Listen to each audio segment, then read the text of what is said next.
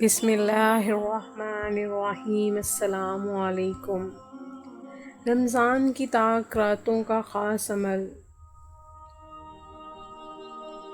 یہ طاق راتوں میں اجتماعی طور پر دعا و عبادات کا التزام مشروع اور ثابت نہیں ہے، اس لیے باقاعدہ اجتماع کا التزام و اہتمام نہ کیا جائے۔ انفرادی طور پر عبادت کرنی چاہیے، اور ویسے رمضان کی تو ساری ہی راتوں میں عبادت کا اہتمام کرنا چاہیے۔ شب قدر کی تعین اٹھا لی گئی ہے کہ وہ متعین طور پر معلوم نہیں کہ کب ہو، البتہ رمضان المبارک اور پھر خاص کر آخری عشرہ اور پھر اس میں بھی طاق راتوں میں اس کے ملنے کا زیادہ امکان ہے۔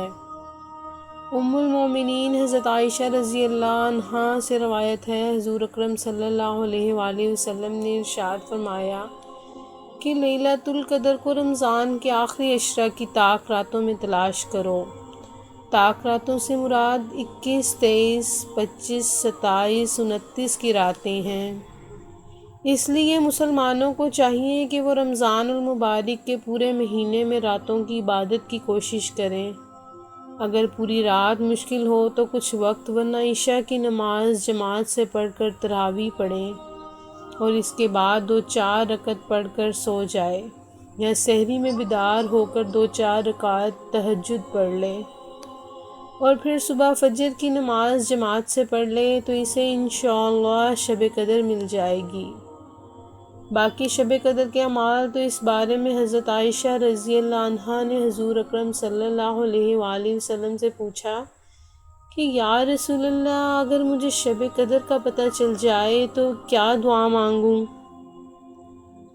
حضور صلی اللہ علیہ وآلہ وسلم نے فرمایا، کہو اللہم انک عفو تحب العفو فاعف عنی۔ ترجمہ: اے اللہ، تو بے شک معاف کرنے والا ہے اور پسند کرنے والا ہے، معاف کرنے کو پس معاف فرما دے مجھے بھی۔ یہ نہایت جامع دعا ہے کہ حق تعالیٰ اپنے لطف و کرم سے آخرت کے مطالبہ سے معاف فرما دے، تو اس سے بڑھ کر اور کیا چاہیے۔ شب قدر کا تعین اٹھانے کی ایک حکمت علماء نے یہ لکھی ہے کہ مختلف راتوں میں زیادہ سے زیادہ اعمال کی ترغیب مقصود ہے، تاکہ امت مختلف طاق راتوں میں خوب عبادت کرے۔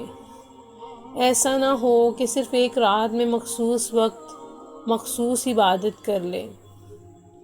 نبی کریم صلی اللہ علیہ وآلہ وسلم کا معمول حضرت عائشہ رضی اللہ عنہا نے بیان فرمایا ہے کہ آخری عشرہ داخل ہوتا تو آپ صلی اللہ علیہ وآلہ وسلم خود بھی اس کی راتوں میں جاگتے تھے اور اپنے گھر والوں کو بھی جگاتے تھے اور کمر بند کس لیا کرتے تھے۔ نیز فرماتی ہیں آپ صلی اللہ علیہ وآلہ وسلم رمضان المبارک کے آخری عشرے میں جتنی محنت فرماتے تھے اتنی محنت اور دنوں میں نہیں فرماتے تھے، لہٰذا امتی کو چاہیے وہ تمام طاق راتوں میں فرائض کی ادائیگی کے ساتھ نفل نماز، تلاوت، درود شریف، دعائیں، دیگر اذکار اور قرآن پاک کی تلاوت کا خوب اہتمام کرے۔ اس رات کا کوئی خاص عمل کسی بھی حدیث سے بیان نہیں ہے، بہتر یہ ہے کہ تھوڑے تھوڑے سبھی اعمال کیے جائیں، اس طرح ہر قسم کے اعمال کا ثواب بھی حاصل ہو جائے گا، اور اللہ تعالیٰ کے فضل سے امید ہے کہ اسے شب قدر بھی حاصل ہو جائے گی۔ اللہ ہم سب کا حامی و ناصر ہو۔ چینل کو لائک اور سبسکرائب ضرور کیجیے گا۔ اللہ نگہبان۔